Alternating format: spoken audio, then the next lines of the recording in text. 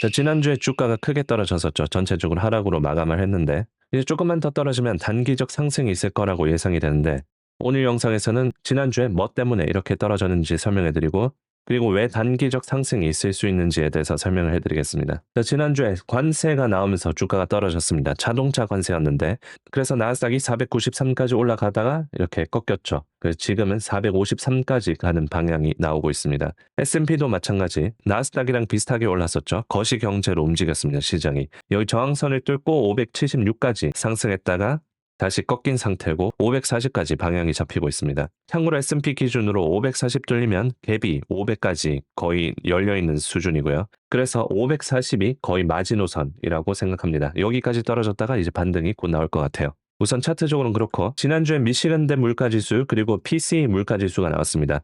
미시간대 물가지수가 이렇게 보시다시피 계속 올라가고 있고요. 1년 인플레이션 예상이 5%대를 찍었고 5년물 인플레이션 물가지수도 4.1%까지 올라왔습니다. 관세 때문에 이렇게 올라온 것으로 예상이 되고 노이즈가 많이 낀 설문조사라는 걸 감안을 해야 됩니다. 하지만 지난주 근원 PCE 물가지수도 0.1% 상회하면서 높게 나왔습니다. 그래서 물가지수가 오르는 와중에 GDP 성장률 예상치는 또 마이너스 2.8%를 찍었어요.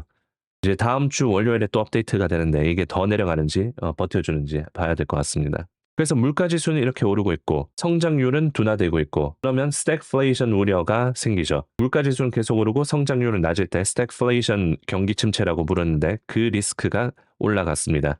그래서 금 가격이 신고가를 갱신했고요. 3,100불 근처까지 갔습니다. 트럼프 대통령이 자동차 관세 발표하면서 성장률에 대한 둔화 그리고 물가지수 상승에 대한 우려가 생긴 거죠. 푸틴 또 나와가지고 지정학적 이슈를 더 추가시켰습니다.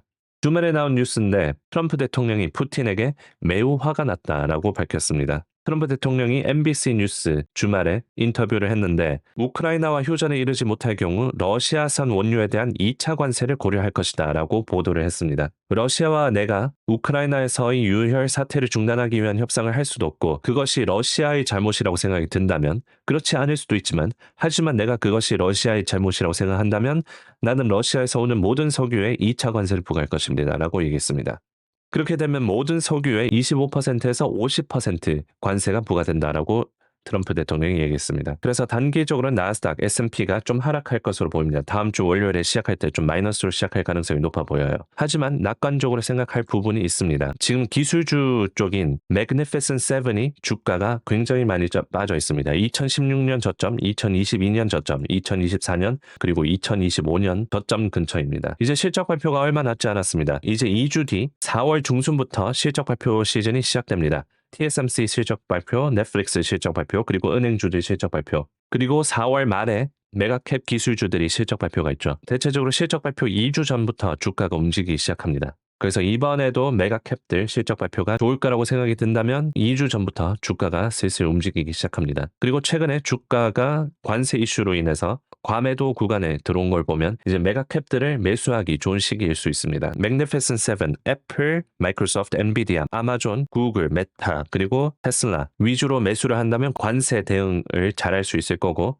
스몰캡들은 종목을 잘 골라야 되지만 스몰캡들도 괜찮을 수 있습니다. 고점에서 7, 80% 빠진 것들이 좀 많이 있거든요. 자, 그래서 오늘 영상의 요약. 지난주 물가지수 지표들이 나왔고 상승 우려가 생겼습니다. 그러면서 성장률에 대한 우려, 스태그플레이션 상황이 나왔고 금 가격이랑 채권 가격이 크게 상승하면서 이제 금 가격은 신고가를 찍었습니다. 갑자기 트럼프 대통령이 자동차 관세를 부과하면서 시장을 깜짝 놀라게 만들었는데 푸틴이랑 트럼프 관계가 또 안 좋아짐에 따라서 지정학적 우려 그리고 추가적인 관세 우려가 생기고 있습니다. 그래서 다음 주 초에는 좀 어려울 수 있겠지만 한 2, 3주로 본다면 이제 매수 시기가 다가오고 있다고 볼 수 있을 것 같습니다. 왜냐하면 이제 실적 발표 시즌이 곧 시작되고 주가가 이미 관세 우려 때문에 많이 떨어졌기 때문에 그래요. 그리고 고점에서 현재 나스닥 기준 마이너스 14% 떨어져 있고 만약에 단기적으로 더 빠진다면 16%까지 빠질 수 있는데 거기가 이제 매수하기 괜찮은 지점일 거라고 생각됩니다.